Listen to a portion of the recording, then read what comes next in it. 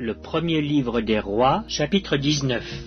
Akab rapporta à Jézabel tout ce qu'avait fait Élie et comment il avait tué par l'épée tous les prophètes. Jézabel envoya un messager à Élie pour lui dire « Que les dieux me traitent dans toute leur rigueur, si demain à cette heure je ne fais de ta vie ce que tu as fait de la vie de chacun d'eux. » Élie, voyant cela, se leva et s'en alla pour sauver sa vie. Il arriva à Beer-Shéba qui appartient à Juda, et il y laissa son serviteur. Pour lui, il alla dans le désert, où, après une journée de marche, il s'assit sous un genêt et demanda la mort en disant « C'est assez. Maintenant, Éternel, prends mon âme, car je ne suis pas meilleur que mes pères. » Il se coucha et s'endormit sous un genêt, et voici un ange le toucha et lui dit « Lève-toi, mange. » Il regarda, et il y avait à son chevet un gâteau cuit sur des pierres chauffées et une cruche d'eau. Il mangea et but, puis se recoucha. L'ange de l'Éternel vint une seconde fois, le toucha et dit « Lève-toi, mange, car le chemin est trop long pour toi. »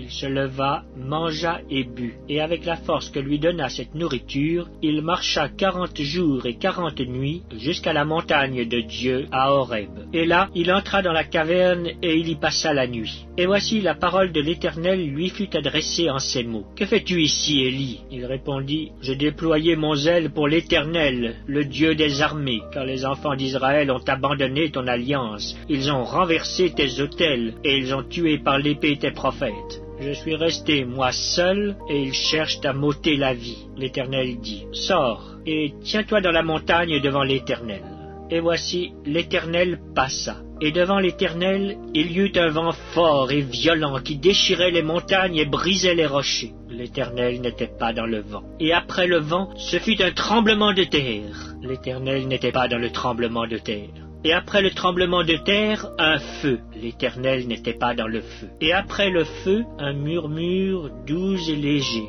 Quand Élie l'entendit, il s'enveloppa le visage de son manteau, il sortit et se tint à l'entrée de la caverne. Et voici, une voix lui fit entendre ces paroles. « Que fais-tu ici, Élie » Il répondit, « Je déployais mon zèle pour l'Éternel, le Dieu des armées, car les enfants d'Israël ont abandonné ton alliance. Ils ont renversé tes autels, ils ont tué par l'épée tes prophètes. Je suis resté moi seul, et ils cherchent à m'ôter la vie. » L'Éternel lui dit, « Va, reprends ton chemin par le désert jusqu'à Damas. Et quand tu seras arrivé, tu oindras Hazaël pour roi de Syrie. Tu oindras aussi Jéhu, fils de Nimshi, pour roi d'Israël.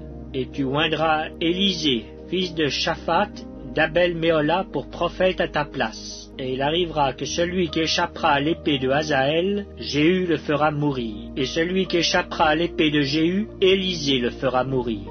Mais je laisserai en Israël 7000 hommes, tous ceux qui n'ont point fléchi les genoux devant Baal et dont la bouche ne l'a point baisé. » Élie partit de là, et il trouva Élisée, fils de Shaphat, qui labourait. Il y avait devant lui 12 paires de bœufs, et il était avec la 12e. Élie s'approcha de lui, et il jeta sur lui son manteau. Élisée, quittant ses bœufs, courut après Élie et dit « Laisse-moi embrasser mon père et ma mère, et je te suivrai. » Élie lui répondit « Va, et reviens, car pense à ce que je t'ai fait. » Après s'être éloigné d'Élie, il revint prendre une paire de bœufs qu'il offrit en sacrifice. Avec l'attelage des bœufs, il fit cuire leur chair, et la donna à manger au peuple. Puis il se leva, suivit Élie, et fut à son service.